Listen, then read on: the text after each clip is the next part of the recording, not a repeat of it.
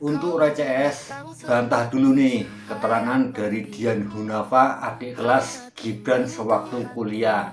Ingat, bantah ya dengan data, jangan asal bicara. Kita rakyat Indonesia ingin tahu apa sebenarnya yang terjadi.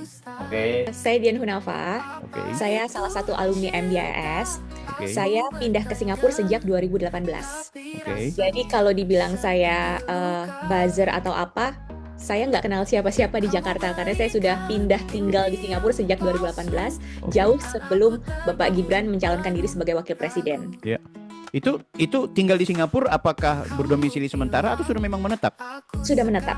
Wow, Karena termasuk ya, ganti kewarganegaraan oh berarti? belum. Oh, belum. Kewarganegaraan saya masih Indonesia. Oh, siap, siap, siap. Kalau sudah menetap itu statusnya bagaimana berarti itu, Kak ya?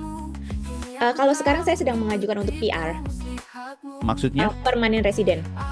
berarti ganti kewarganegaraan. Enggak, permanen Enggak juga? resident itu kita tetap warga negara Indonesia tapi Oke. punya hak untuk tinggal permanen di Singapura. Sebenarnya itu video tahun 2023, Kak. Oh. Makanya sekarang rame lagi, itu juga saya heran gitu. Tiba-tiba jadi banyak mention, Oke. terus video saya di forward kemana-mana, itu sebenarnya video tahun 2023. Oke. Tapi itu benar-benar video untuk menanggapi kisruh tahun yang lalu ya? Yang waktu itu baru muncul katanya Pak Gibran mau mencalonkan jadi wapres, kemudian ada orang mempertanyakan ijazahnya. Di situ saya ya udah deh, saya sekalian aja ke MDIS nunjukin. Oh, dan ada yang bilang MDIS itu kampus ruko kan, makanya Heeh. saya tunjukin nih kampusnya nih punya gedung sendiri, Ya, ada ya, asrama mahasiswa. Jadi kalau orang bilang kampus ruko, ijazah bisa beli, di situ saya mencoba membuktikan. ya. Luar biasa, luar biasa.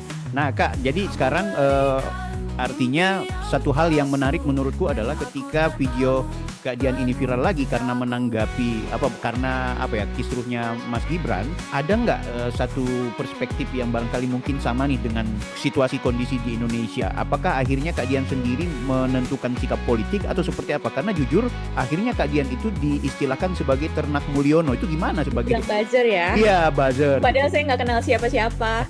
Jadi Iya. sebenarnya di sini saya masih berusaha untuk netral. Saya Oke. cuma mau berusaha meluruskan ya. Iya. Karena tiba-tiba rame lagi. Tadinya saya memang nggak terlalu ikut campur urusan politik di Indonesia lah. Karena Oke. tiba-tiba ramai. Terus jadi saya lihat beberapa cuplikan Oke. oleh beberapa orang yang di televisi nasional. Iya. Mereka memberikan penjelasan yang agak kurang masuk ya. Maksudnya agak kurang tepat penjelasannya. Jadi Oke. mereka punya informasinya itu tidak lengkap, Iya. pengetahuannya yang terbatas, tapi mereka bisa dengan berani Oke. menyampaikan opini pribadi, Oke. kemudian disertai mengolok-ngolok. Itu saya jadi kayak, kok gini ya? Jadi Iya. kayak tontonan yang kurang beradab jadinya kan. Cocok. Jadi saya di sini tuh cuma mau meluruskan biar masyarakat Indonesia tahu ini loh perbedaannya sistem pendidikan di Indonesia sama Singapura memang Iya. beda gitu. Betul. Jadi jangan perbedaan itu ditutupi, kemudian ditambahi opini pribadi, Iya. kemudian ditambah ajakan untuk membenci. Itu kan jadi pembodohan publik gitu. Betul, betul. Jadi di Nah, sini saya sebenarnya mau meluruskan aja. oke, meski kemudian Kak Dian lebih mencoba memberikan meluruskan tentang sistem pendidikan yang banyak orang salah kaprah menilai Singapura dan akhirnya kemudian memang ini kepentingannya untuk mendowngrade Pak Wakil Presiden. Bahkan sekarang kan di Jakarta lagi ramai dengan istilah pemakzulan terhadap beliau.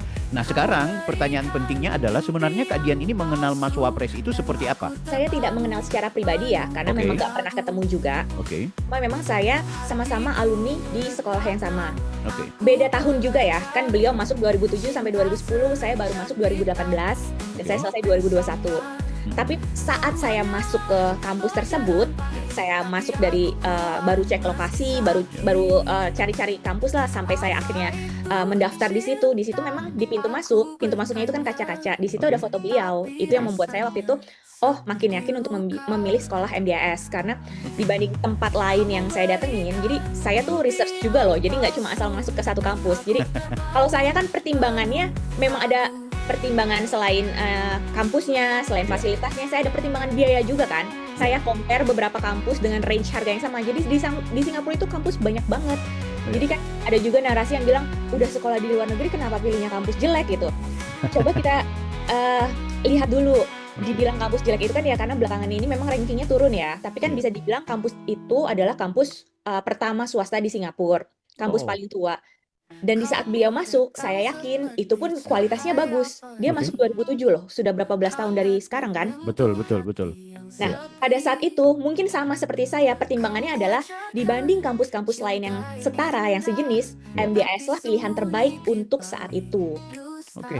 Nah, ada satu hal yang menurutku menarik adalah soal Kak bilang tadi, ketika kemudian melihat fotonya Mas Gibran, akhirnya merasa tertarik untuk bisa join lebih jauh ke kampus tersebut gitu. Apakah setelah Kak kuliah di sana ada nggak interaksi dengan entah itu pihak manajemen, pihak pengelola kampus atau pihak-pihak alumni yang ternyata Kak Dian itu diceritakan bahwa Gibran Rakabuming Raka itu benar-benar alumni dan ada histori yang barangkali perlu dibocorkan. Nggak ada interaksi sih, karena kan jarak Oke. saya dari beliau 2010 udah lulus, Udah lulus. saya 2018 8 baru tahun ya, masuk. betul. 8 tahun.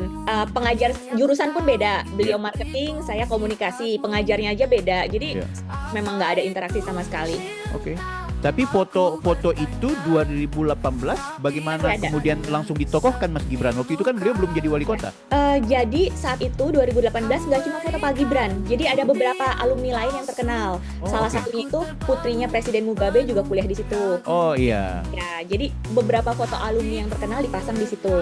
Iya. Nah, makanya itu 2018 kan memang beliau belum jadi wali kota, tapi saat itu kan sudah jadi anaknya presiden kan. Cocok, betul. 2014 Pak Jokowi sebagai presiden ya mungkin ada kebanggaan tersendiri juga Oh, iya. buat MDIS kalau ini loh anaknya presiden kuliah di sini gitu Iya, kan. iya, iya. Nah Kak, coba bisa nggak berikan kami penjelasan, walaupun mungkin Kak sudah sering mengkonfirmasi di beberapa sosmed dan juga platform media sosial lainnya, barangkali khusus spesial buat teman-temanku yang kebetulan di subscriber Bang Bill Offside ini mau cari tahu, karena ada juga orang yang mendapat informasi gara-gara kisruhnya Mas Wapres, akhirnya ada orang tahu, oh Singapura ternyata sistem pendidikannya begini, kalau begitu anak gue nanti mau gue kasih kuliah di sana aja, terima kasih. Kemarin aku sama Bang Andi Azuan kan. Nah coba Kak, berikan kami penjelasan secara komprehensif khusus untuk kita mau kuliah di Singapura. Bagaimana itu mekanismenya? Sebenarnya ada beberapa cara ya untuk kuliah di Singapura. Oke. Terutama kita kan ada perbedaan sistem pendidikan. Kalau di Indonesia itu jelas step by stepnya itu SD 6 tahun, SMP 3 tahun, SMA 3 tahun, di total 12 tahun. Baru setelah itu kita cari kampus untuk kuliah. Kan primary school ini setingkat SD 6 tahun.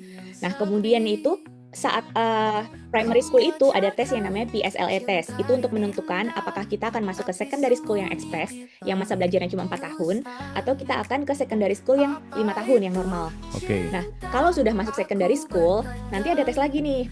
Ada tes untuk masuk ke junior college, yang masa belajarnya 2 tahun, atau masuk ke politeknik yang masa belajarnya 3 tahun. Nah, rata-rata untuk masuk universitas negeri, persyaratannya memang harus A-level. A-level itu junior college. Jadi kalau sudah masuk junior college biasanya punya kesempatan lebih besar untuk masuk ke universitas negeri. Sedangkan yang gagal masuk junior college biasanya masuknya ke politeknik, kemudian ke universitas swasta. Ya. Nah jalur secondary school yang normal yang 5 tahun itu pun mereka nggak bisa ke junior college, mereka jadi jalurnya melalui politeknik kemudian ke universitas swasta seperti itu.